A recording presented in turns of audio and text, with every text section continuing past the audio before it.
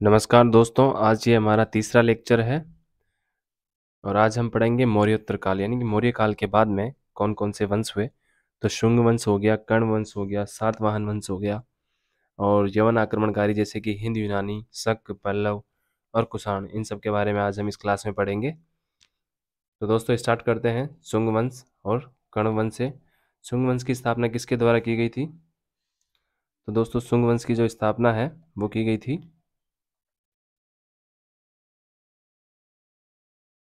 पुष्यमित्र शुंग के द्वारा। शुंग वंश की जो स्थापना है पुष्यमित्र शुंग के द्वारा की गई थी। पुष्यमित्र शुंग कौन था?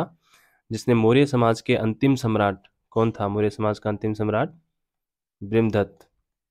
इसकी हत्या कब की गई थी? इसने 185 ईसा पूर्व में जो है इसकी हत्या कर दी थी और मौर्य वंश को खत्म कर दिया था। मौर्य वंश को खत्म करके इसने शुंग वंश की नींव डाली। किसने? पुष्यमित्र शुंग ने। किस पर? मगध पर। मगध पर जो है शुंग वंश की नींव किसने डाली? पुष्यमित्र शुंग ने। और अपनी राजधानी कहाँ स्थापित की इसने? विदिशा में। अच्छा, पुष्यमित्र शुंग क्या था? एक ब्राह्मण धर्म का जो अनुयायी था, यानी कि वो ब्राह्मण था एक। और पुष्यमित्र शुंग का जो पुरोहित था वो कौन था? वो था पंतजलि। इंडो यूनानी शासक मिनांडर को भी पराजित किसने किया? पुष्यमित्र शुंग ने। इंडो यूनानी शासक कौन था? मिनांडर। उसको किसने पराजित किया? पुष्यमित्र शुंग ने। अच्छा, एक प्रश्न ये बनता है कि बरहूत के स्तूप का निर्माण किसके द्वारा किया गया? तो आपका आंसर होना चाहिए पुष्यमित्र शुंग के द्वारा। अच्छा, अंतिम शासक कौन था शुंग वंश का? वो था देवभूति। देवभूति की हत्या किसके द्वारा की गई थी? 73 ईसा पूर्व में। 73 ईसा पूर्व में किसके द्वारा की गई? वासुदेव के द्वारा। वासुदेव ने जो है इस देवभूति की हत्या कर दी और कर्ण वंश की स्थापना की। और अंतिम राजा जो था कर्ण वंश का वो कौन था दोस्तों? वो था सुशर्मा। इसके बाद में जो है हम बात करते हैं सातवाहन राजवंश की। सातवाहन राजवंश को जो है आंध्र वंश भी कहा जाता था। क्या? कंफ्यूज नहीं होना है, आंध्र वंश भी कहा जाता है किसको? सातवाहन राजवंश को। अच्छा, मौर्यों के बाद में जो दक्षिण भारत में सबसे प्रभावशाली जो राज्य था वो किसका था? सातवाहनों का। यानी कि सब मौर्य जो थे वो दक्षिण भारत में काफ़ी प्रभावशाली थे और मौर्यों के बाद में जो है ये सातवाहन जो है ये काफ़ी प्रभावशाली थे। और कर्ण शासक, अंतिम शासक कौन था? सुशर्मा। इसकी हत्या किसके द्वारा की गई थी 60 ईसा पूर्व में? सिमुक। इसको जो है सिप्रक भी कहा गया है। सिमुक ने जो है 60 ईसा पूर्व में किसकी हत्या कर दी? सुशर्मा की, जो कि अंतिम कर्ण शासक था। इसकी हत्या करके सातवाहन वंश की जो है इसने स्थापना की थी। सातवाहनों की जो राजधानी थी वो कौन सी थी दोस्तों? वो थी प्रतिष्ठान या पैठन। दोनों नामों से में कोई भी आ जाएगा, उस पर जो आपको टिक करना है। अच्छा, अभी ये कहाँ पर है? यह है महाराष्ट्र के औरंगाबाद जिले में। इनकी आरंभिक राजधानी तो जो है अमरावती थी। अगर प्रश्न ये आता है कि आरंभिक राजधानी कौन सी थी किसकी? सातवाहनों की, तो होगी अमरावती। और मेन जो राजधानी थी वो थी प्रतिष्ठान। अच्छा, सातकर्णी उपाधि धारण करने वाला जो प्रथम राजा था सातवाहन, वो कौन सा था? वो था सातकर्णी प्रथम। वर्ण व्यवस्था का जो रक्षक किसे कहा गया है? किस सातवाहन शासक को वर्ण व्यवस्था का रक्षक कहा गया है? तो आपका उत्तर होगा गौतमीपुत्र सातकर्णी। अच्छा, ऐसा क्यों कि गौतमीपुत्र सातकर्णी को जो है वर्ण व्यवस्था का रक्षक कहा गया है? क्योंकि इसने क्या किया कि जो चार वर्ण थे, वैश्य, शूद्र, ये सब ऐसे चार जो वर्ण थे, इस इसको जो है वर्ण व्यवस्था को इसने बनाए रखने की कोशिश की। क्योंकि वर्ण व्यवस्था में जो है संक्रमण नहीं होने दिया। जैसे कि आपस में जो है एक दूसरे के कामों में बदलाव या शादी विवाह इस तरह का इसने जो है नहीं होने दिया। वर्ण व्यवस्था इसने बनाए रखी, इसलिए इसको जो है वर्ण व्यवस्था का जो है रक्षक कहा गया। अच्छा, जो अंतिम शक्तिशाली जो सातवाहन शासक था वो कौन था? वो था यज्ञश्री सातकर्णी। ठीक है, एक महत्वपूर्ण प्रश्न ये बनता है यहाँ से कि ब्राह्मणों को भूमि अनुदान देने की प्रथा सर्वप्रथम किन शासकों के द्वारा की गई? तो वो है सातवाहन शासकों के द्वारा। बहुत ही इंपॉर्टेंट प्रश्न है कि ब्राह्मणों को भूमि अनुदान देने की प्रथा किन शासकों द्वारा की गई? तो वो आपका आंसर हो जाएगा सातवाहन शासकों द्वारा। और ये जो है कहाँ उल्लेखित है, कहाँ वर्णन है इसका? नानाघाट अभिलेख, नागनिका के नानाघाट अभिलेख में इसका वर्णन है। ये भी इंपॉर्टेंट है। ठीक है, सातवाहनों की जो राजकीय भाषा थी वो थी प्राकृत, उनकी लिपि जो थी वो थी ब्राह्मी। अच्छा, सातवाहनों का जो है सातवाहन जो शासक थे उनकी जो प्रमुख स्थापत्य कृतियाँ थी वो कौन कौन सी थी? तो आप वो थी कार्ले का चैत्य, अजंता एवं एलोरा की गुफाओं का निर्माण और अमरावती किला का विकास। तो प्रश्न इस तरह से पूछा जा सकता है कि अमरावती किला का विकास किस राजवंश के समय हुआ? तो आपका आंसर होगा सातवाहन राजवंश के समय। अच्छा, गोलमिक किसे कहा गया है? सातवाहनों के समय एक गोलमिक करके एक पद हुआ करता था, जो कि ग्रामीण शासन का जो है, मतलब ग्रामीण प्रशासन को जो है देखता था, गाँवों के प्रशासन को। ये क्या होता था कि किसके पास जो है छोटी सैनिक टुकड़ी होती थी, गोलमिक के पास छोटी सैनिक टुकड़ी होती थी, ठीक है। उसमें कुछ पैदल सैनिक, हाथी सवार, रथ या घुड़सवार ये सब होते थे, और इसी से जो है ये अपना गाँव का प्रशासन देखता था। सातवाहन शासन राजवंश में तो उसे गोलमिक कहा गया है। तो कई बार पूछा जा सकता है कि गोलमिक जो है कौन से राजवंश में था, तो वो था सातवाहन राजवंश में। सातवाहनों को जो है दक्षिणापथ के स्वामी के नाम से भी जाना जाता है। और एक महत्वपूर्ण प्रश्न ये बनता है कि उत्तर भारत और दक्षिण भारत के बीच सेतु का कार्य किस राजवंश के द्वारा किया गया? तो आपका आंसर होगा सातवाहन राज्य। सातवाहन जो राजवंश था उसने उत्तर भारत और दक्षिण भारत के बीच जो है सेतु का जो है कार्य किया गया। और सातवाहन राजवंश के समय में जो प्रसिद्ध साहित्यकार थे वो कौन थे? हाल और गुणाढ्य। हाल के द्वारा जो है गाथा सप्तशती की रचना की गई, और गुणाढ्य के द्वारा जो है वर्त कथा की जो है रचना की गई। दोनों को रट लेना, एग्जाम में आ सकता है। इसके बाद हम बात करते हैं भारत के यवन राज्य। तो भारत पर आक्रमण करने वाले कौन कौन से यवन थे? उनमें सबसे पहला था हिंदू यूनानी, फिर थे शक आए, उसके बाद में पहलव आए, और फिर जो है कुषाण आए। ये क्रम अच्छी तरह से याद कर लेना, बहुत बार एग्जाम में पूछा जा सकता है। आपको इसी तरह से प्रश्न पूछा जाएगा और चारों का क्रम इस प्रकार दिया जाएगा। ये जो क्रम रहेगा वहाँ पर आपको टिक करना है, अन्य क्रम इन्हीं में अदला बदली करके दे दिया जाएगा। तो हिंद यूनानी, फिर उसके बाद में शक, फिर पहलव और फिर कुषाण। अब सबसे पहले हम बात करते हैं हिंद यूनानियों की। जो भारत पर सबसे पहले आक्रमण बैक्टीरिया के शासक डेमेट्रियस ने किया था 190 ईसा पूर्व में। साकल इसकी राजधानी थी, इसे ही जो है हिंद यूनानी कहा गया। अच्छा, ये प्रश्न ज़्यादा महत्वपूर्ण है कि सबसे विख्यात हिंद यूनानी शासक कौन था? तो वो था मिनांडर। इसकी राजधानी साकल थी, यानी आधुनिक सियालकोट जो है उसे साकल कहा गया है। और मिनांडर ने जो है किससे बौद्ध धर्म की जो है दीक्षा ली? तो उसने जो है बौद्ध धर्म की दीक्षा किससे ली? नागार्जुन से, यानी नागसेन नागार्जुन दोनों का सेम ही है नाम, तो एक ही नाम है। नागसेन को ही नागार्जुन किया गया है। तो मिनांडर ने नागार्जुन से बौद्ध धर्म की दीक्षा ली। और जो मिलिंद पन्नो या मिलिंद प्रश्न, ये एक रचना है जिसमें मिनांडर के द्वारा क्या पूछे गए? मिनांडर ने प्रश्न पूछे, किससे? नागार्जुन ने, नागार्जुन से, और नागार्जुन ने उसके उत्तर दिए।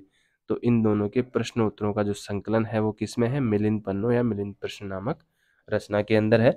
ये बहुत ही महत्वपूर्ण प्रश्न है कि मिनांडर के प्रश्न और नागार्जुन द्वारा दिए गए उत्तर किस पुस्तक में संग्रहित है? तो आपका आंसर होगा मिलिंद पन्नो या मिलिंद प्रश्न। अच्छा दोस्तों, उसके बाद में आते हैं कि भारत में सबसे पहले सोने के सिक्के। ये प्रश्न भी बहुत ही महत्वपूर्ण है और बहुत बार परीक्षाओं में पूछा गया है कि भारत में सबसे पहले सोने के सिक्के किन हिंद यूनानी शासकों द्वारा जारी किए गए?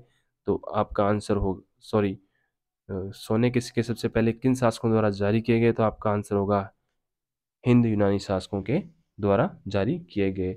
हेलेनिस्टिक आर्ट का संबंध किन शासकों से है? तो हिंद यूनानी शासकों से हेलेनिस्टिक आर्ट का जो है संबंध है। हिंद यूनानी शासकों ने भारत के जो जो पश्चिमोत्तर सीमा प्रांत है ना, वहाँ पे ये प्राचीन कला चलाई थी। इसे हेलेनिस्टिक आर्ट कहते हैं। और भारत में जो गांधार कला है वो हेलेनिस्टिक आर्ट का एक उदाहरण है। अच्छा, पर्दे का प्रचलन भी किसके द्वारा किया गया? हिंद यूनानियों के द्वारा ही किया गया, यूनानियों के द्वारा, क्योंकि इससे जो है भारतीय नाट्य कला का विकास हुआ। जो पर्दा, मतलब कई बार आप देखे होंगे कि जब नाटक का मंचन किया जाता है तो पीछे पर्दे रखे जाते हैं, मतलब पर्दों का बहुत उपयोग होता है उसमें, कलर चेंज करने में इनमें। तो ये जो देन है वो यूनानियों की है, इसलिए पर्दों को जो है यवनिका भी जो है कहा गया है। पर्दों को क्या कहा गया है दोस्तों? यवनिका। अच्छा, हिंदू यूनानियों के बाद में कौन आए थे? उनके बाद में आए थे शक।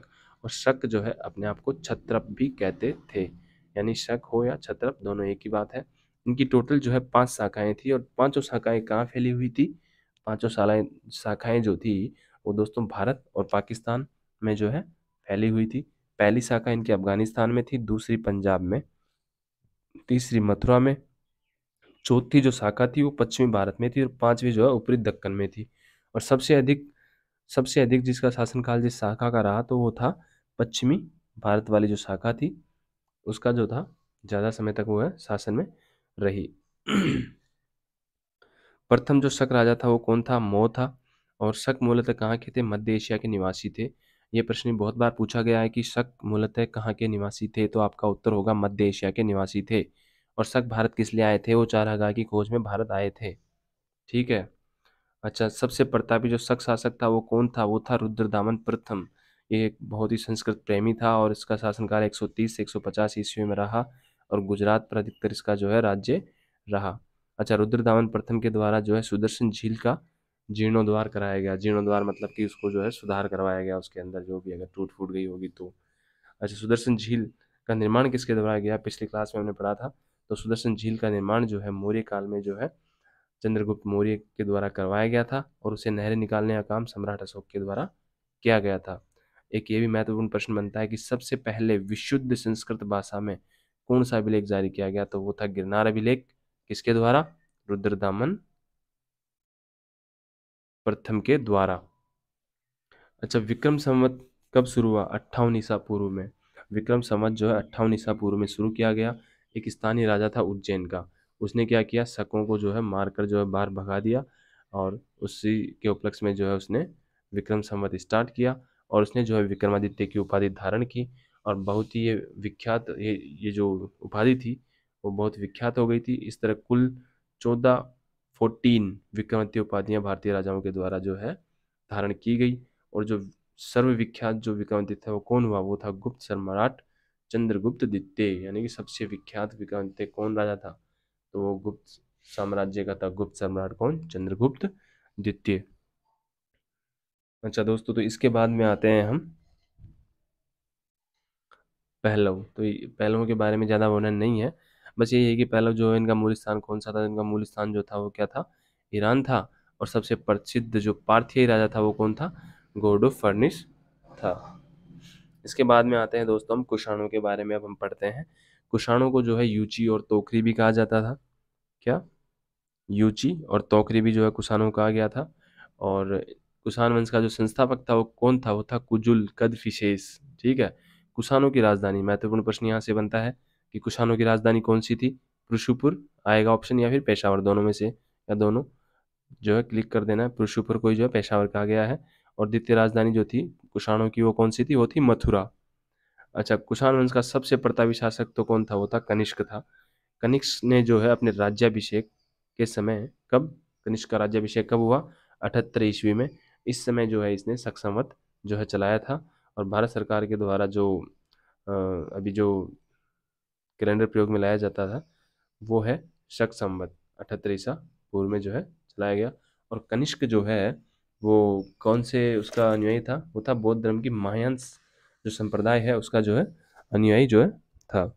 अच्छा, अभी हाल में जो है विश्व के, संपूर्ण विश्व के द्वारा जो है कौन सा कैलेंडर यूज में लिया जाता है? वो है ग्रेगेरियन कैलेंडर। संपूर्ण विश्व में जो है यूज में लिया जा रहा है ग्रेगेरियन कैलेंडर। अगर हमें इस कैलेंडर में अगर हम 57 जोड़ देंगे, कितना? 57 जोड़ देंगे तो हमें क्या प्राप्त होगा? विक्रम संवत। अगर हम इसमें से 78 घटा देंगे, 57 तो प्लस कर देंगे, 78 माइनस कर देंगे, किसमें से? ग्रेगेरियन कैलेंडर में से। 57 प्लस कर देंगे तो क्या प्राप्त होगा? विक्रम संवत। माइनस अगर 78 कर देंगे तो क्या प्राप्त होगा हमें? शक संवत प्राप्त होगा। और ये भारत में राष्ट्रीय कैलेंडर है कौन सा? शक संवत। अच्छी तरह से याद कर लीजिएगा कि भारत में राष्ट्रीय कैलेंडर के रूप में किसका प्रयोग किया जाता है? तो शक संवत का प्रयोग किया जाता है। अच्छा, तो कुषाणों के समय कुषाण शासक जो कनिष्क था उसके समय की एक महत्वपूर्ण घटना है, कौन सी? कि चौथी बौद्ध संगीति कुषाण शासक कनिष्क के शासनकाल में हुई थी। उसका अध्यक्ष कौन था? उसका अध्यक्ष था वसुमित्र। और ये कहाँ पर हुई थी? ये हुई थी कुंडलवन कश्मीर के अंदर। वसुमित्र जो है उसके द्वारा कौन सी वो बुक लिखी गई थी? उसके द्वारा जो है महाविभाष सूत्र लिखा गया था। फिर से ध्यान दीजिएगा, महाविभाष सूत्र लिखा गया था किसके द्वारा? वसुमित्र के द्वारा। इसको जो है बौद्ध धर्म का विश्वकोश कहा जाता है, महाविभाष सूत्र को। ठीक है। और ये भी महत्वपूर्ण प्रश्न है कि कनिष्क के शासनकाल में जो है कौन सी बौद्ध संगीति हुई थी? तो वो हुई थी चौथी। कहाँ हुई थी? कुंडलन कश्मीर में हुई थी। उसका अध्यक्ष कौन था? वसुमित्र था। ठीक है। और कुषाणों के द्वारा जो स्वर्ण मुद्राएं जारी की गई थी वो गुप्त काल में जो स्वर्ण मुद्राएं थी उनसे भी अच्छी बेहतर क्वालिटी की थी। ठीक है। और चीनी जनरल कौन था? पेनचोआ। उसने कनिष्क को हरा दिया था उसने। और सोने के जो सर्वाधिक जो शुद्ध सिक्के किसके द्वारा जारी किए गए? कुषाणों के द्वारा जारी किए गए। कनिष्क का राज्य वैद्य कौन था? बहुत इंपॉर्टेंट प्रश्न है, वो था चरक, और उसके द्वारा जो लिखी गई संहिता थी वो क्या थी? चरक संहिता। किसके द्वारा? कनिष्क के द्वारा। इसमें जो है औषधियों के बारे में वर्णन है। और कनिष्क का जो राजकवि था वो कौन था? वो था अश्वघोष। अश्वघोष के द्वारा जो है कौन सी बुक लिखी गई थी? बुद्ध चरित्र। उसके अलावा सौंदरानंद भी लिखी गई थी और सारीपुत्र प्रकरण भी लिखी गई थी। यानी अश्वघोष के द्वारा 3 पुस्तक लिखी गई थी। कौन कौन सी? ध्यान दीजिएगा, बुद्ध चरित्र तो लिखी गई थी, उसके अलावा क्या लिखी गई थी? सौंदरानंद, सौंदरानंद और सारीपुत्र प्रकरण, 3 रचनाएं की गई थी। तो ये कनिष्क का क्या था? राजकवि था। कौन? अश्वघोष। और कनिष्क का राज्य वैद्य कौन था? वो था चरक। ठीक है। कुषाण राजा अपने आप को क्या कहते थे? वो अपने आप को जो है देवपुत्र कहते थे। और जो ये नागार्जुन था वो भी जो है कनिष्क के दरबार में रहता था। इसको भारत का जो आइंस्टीन कहा गया है। कनिष्क के दरबार में रहता था नागार्जुन। और ये भी एक महत्वपूर्ण प्रश्न यहाँ से कई बार पूछा गया है कि नागार्जुन के द्वारा लिखी गई पुस्तक का नाम क्या था? लिखी गई पुस्तक का नाम माध्यमिक सूत्र। और इसमें किस सिद्धांत का किस सिद्धांत के बारे में बताया गया है? वो है सापेक्षता का सिद्धांत। जो माध्यमिक सूत्र है उसमें नागार्जुन के द्वारा दिया गया सापेक्षता का सिद्धांत है। कनिष्क के काल में जो है 2 शैलियों का विकास हुआ था, एक तो गांधार शैली और दूसरी थी मथुरा शैली। कौन कौन सी? कनिष्क के काल में किस किस शैली का विकास हुआ था? गांधार शैली और मथुरा शैली। गांधार शैली क्या थी? भारतीय शैली और यूनानी शैली का जो है सम्मिश्रण है गांधार शैली। इसको याद रखिएगा कि भारतीय शैली और यूनानी शैली का जो सम्मिश्रण है वो कौन सी शैली है? तो वो शैली हो जाएगी दोस्तों गांधार शैली। इसको याद रखिएगा। अच्छा, एक अफगानिस्तान में एक जगह है बामियान, ये किस लिए फेमस है? बामियान में क्या था कि पहाड़ों को काट के जो है बुद्ध की जो है प्रतिमाएं बनाई गई थी। लेकिन क्या हुआ कि वहाँ पे तालिबान जो शासक थे, तालिबान के जो, उन्होंने जो है सारी बुद्ध की मूर्तियों को जो है नष्ट कर दिया। पहाड़ों को काट के जो है बुद्ध की बड़ी बड़ी मूर्तियां बनाई गई थी, कई बार न्यूज़पेपर में भी आया था। बाद में तालिबानियों ने जो है सारी मूर्तियों को जो है नष्ट कर दिया।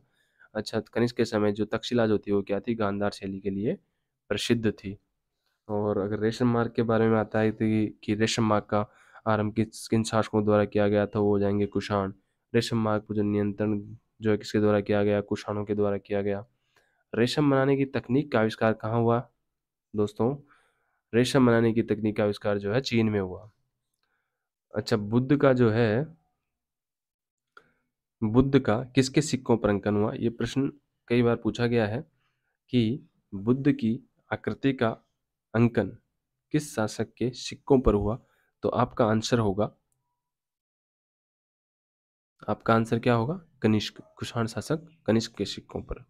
अच्छा, बाल विवाह की जो प्रथा कब से आरंभ हुई? वो कुषाण काल से आरंभ हुई। एक्का ब्राह्मण किसे कहा गया? एक्का ब्राह्मण जो है वो गौतमी पुत्र सातकर्णी को कहा गया। ये नासिक अभिलेख में जो है उल्लिखित है। अच्छा, आपसे ये पूछा सकता है कि यूनानी जो है भारत में कब आए? तो ये सिकंदर महान के समय से ही 326 ईसा पूर्व में जो है सिकंदर आया था तब से।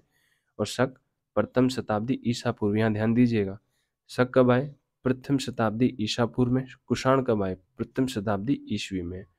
तो ये भी थोड़ा ध्यान दीजिएगा, आपसे पूछा जा सकता है कि कुषाण और शक जो है कब आए।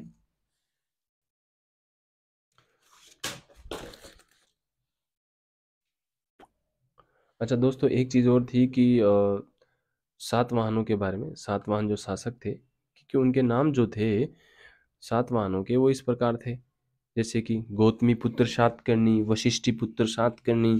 तो इससे ये लगता है कि भाई जो उनका जो मतलब राजवंश था वो मातृसत्तात्मक था। यानी कि वहाँ पे जो है माताएं जो है मतलब सत्ता में रहती थी, मतलब लेकिन ऐसा नहीं है, क्योंकि जो सिंहासन का जो उत्तराधिकारी होता था वो हमेशा पुत्र ही होता था। लेकिन वहाँ ये प्रथा थी कि माताओं का नाम जो है पुत्र के नाम से पहले उनके नाम के साथ जोड़ दिया जाता है। जैसे कि गौतमी पुत्र सातकर्णी, यानी गौतमी के पुत्र सातकर्णी। वशिष्ठी पुत्र सातकर्णी, वशिष्ठी के पुत्र, ऐसे। लेकिन वहाँ का जो राजकुल था वो पितृतंत्रात्मक ही था, यानी कि पितृसत्तात्मक, यानी कि पुरुषों के द्वारा ही वहाँ पे जो है शासन जो है चलाया जाता था। तो ये थोड़ा कन्फ्यूज़न वाला टॉपिक था कि सातवाहन शासक जो है मातृसत्तात्मक थे या फिर पितृसत्तात्मक। तो इसका आंसर जो है वो पितृसत्तात्मक ही होगा। तो दोस्तों, आज की क्लास आपको कैसी लगी? और नेक्स्ट क्लास में जो है हम पढ़ेंगे संगम वंश के बारे में। तो मैं लगभग आपकी जो है पूरी ल्यूसेंट जो है कवर करवा दूंगा। और जो मेन टॉपिक है जहाँ मैं ये बताता हूँ कि ये बहुत ही महत्वपूर्ण प्रश्न है और ये बहुत बार जो है एग्जाम में आ चुका है, तो आप लोगों को वहाँ पर थोड़ा ज़्यादा ध्यान देने की ज़रूरत है। धन्यवाद, थैंक यू।